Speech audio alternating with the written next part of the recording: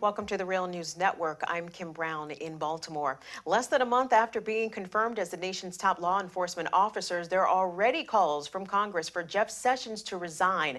This after a Washington Post story reported this week that the former senator from Alabama met twice with the Russian ambassador to the U.S., Sergei Kislyak, contrary to his sworn testimony before a Senate committee during his confirmation hearings last month. Let's take a listen. If there is any evidence that anyone affiliated with the Trump campaign communicated with the Russian government in the course of this campaign, what will you do? Senator Franken, I'm not aware of any of those activities. I have been called a surrogate at a time or two in that campaign, and I did not have communications with the Russians, and I'm unable to comment on it. Questions are swirling around Washington about whether Sessions perjured himself before Congress. And as of Thursday afternoon, over 130 congressional Democrats have already called for Sessions to resign, including Senate Minority Leader Chuck Schumer, House Minority Leader Nancy Pelosi, and the top-ranking Democrat on the House Oversight Committee, Elijah Cummings. A growing number of lawmakers, including Republicans, have also called on Sessions to recuse himself from any FBI DOJ investigations regarding links between the Trump administration and the Kremlin. And the latest developments on Thursday afternoon is that the Attorney General has agreed to recuse himself. Let's take a look at that. First, about the comments that I made to the committee that have been said to be incorrect and false. Let me be clear. I never had meetings with Russian operatives or Russian intermediaries about the Trump campaign. And the idea that I was part of a, quote, continuing exchange of information during the campaign between Trump surrogates and intermediaries for the Russian government is totally false. That is the question that Senator Franken asked me at the hearing, and that's what got my attention as he noted it was just breaking news, and it got my attention, and that is the question I responded to. I did not respond by referring to the two meetings, one very brief after a speech, and one with two of my senior staffers, professional staffers, with the Russian ambassador in Washington, where no such things were discussed.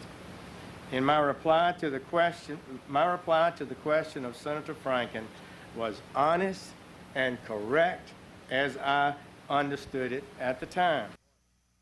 Joining us now to unpack all of this is Coleen Rowley. Coleen is a retired FBI agent and former legal counsel for the FBI. She testified about the 9/11 lapses to the Senate Judiciary Committee. She is known as a whistleblower due to her testimony to two congressional committees that led to an investigation of two FBI 9/11 failures. She joins us today from Minnesota. Coleen, thank you so much for being here. Yes, thanks for having me. So, Coleen, let's start with this on a very basic level. So what is the problem with then Senator Sessions meeting with the Russian ambassador? His argument is that as a member of the Senate Armed Services Committee, a conversation with an ambassador from a foreign country isn't out of the scope of his senatorial duty. So on a very base level, what is the issue here? You know, I don't think when we learned that it was just a normal meeting with an ambassador, there actually is much of an issue. Sessions says that he meets with dozens of ambassadors for different reasons. He's on the Senate Armed Services Committee.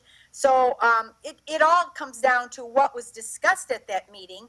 What we learned in the press conference is that it was the Russian ambassador who sought the meeting.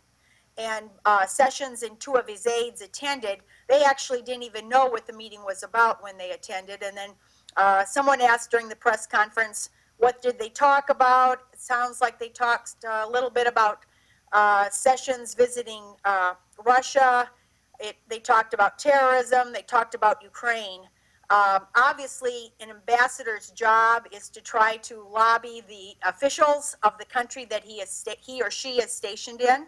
So this seems very normal. Now, you know, what happened this morning was that people jumped to conclusions that Sessions had met with that ambassador, that it was Sessions' idea, and that it had something to do with the Trump campaign. So I think that all those hours of, media frenzy were probably false unless something further comes out that the meeting was not what Sessions described it as.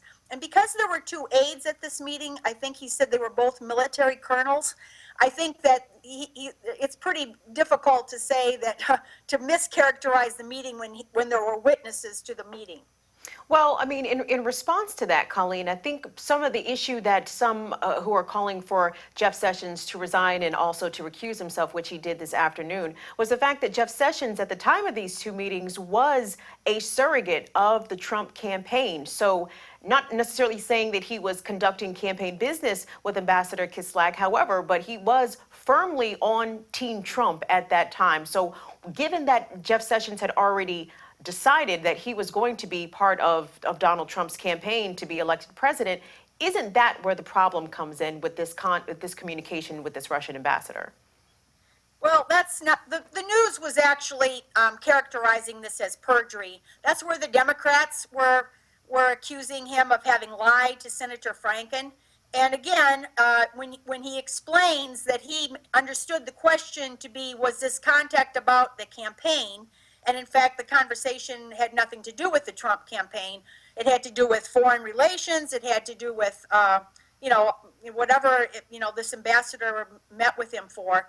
But it didn't have to do with the Trump campaign. So again, unless we find out differently, I think that this is where it's at. Recusing himself from the investigation, which was the advice of the DOJ Ethics Committee. That sounds like a good idea. I can't see anything that would, everyone that seems reasonable. Certainly, if you were part of a campaign and now there's an investigation of that prior campaign, the DOJ Ethics Committee, it sounds reasonable for them to suggest that he ought to recuse himself, and that's what he's done.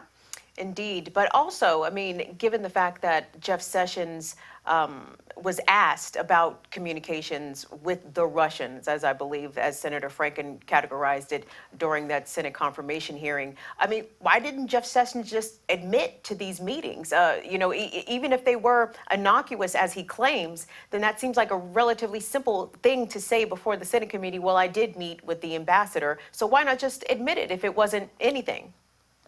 I listened to the question several times from Senator Franken, and it definitely was in the context of the breaking news that there had been continuing, that Trump associates had continuing contact with Russian operatives.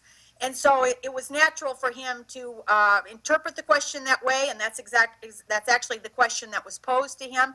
I actually testified to Congress, and you're thinking fast, and maybe he just didn't think I should be, say, well, I do meet all the time with ambassadors from foreign countries. He should have said that, of course. Of course, on the other hand, Senator Franken knows that as well. They're all meeting with foreign officials all the time, especially if you're on the Armed Services and Foreign Relations committees. If you're on those committees, you are meeting with foreign people all the time. So the senators know that as well. I think the question was pretty specific, and I think he did answer it honestly at that time.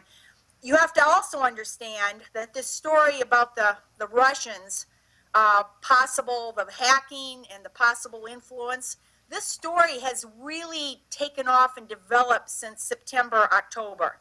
So back in September, October, it was not nearly, there were mentions of it, but it was not nearly the story and the media frenzy that has developed since that time. Now we have congressional inquiries. We have maybe not somewhat of at least of an FBI investigation. It's in the news all the time.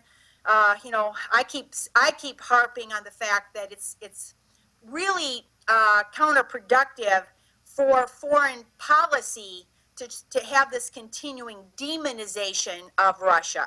And it does put us on this military road to ratchet up the Cold War and to, we have troops on the border of Russia in the Baltic nations, etc.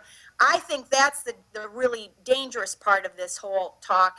And the Democrats are playing politics with it.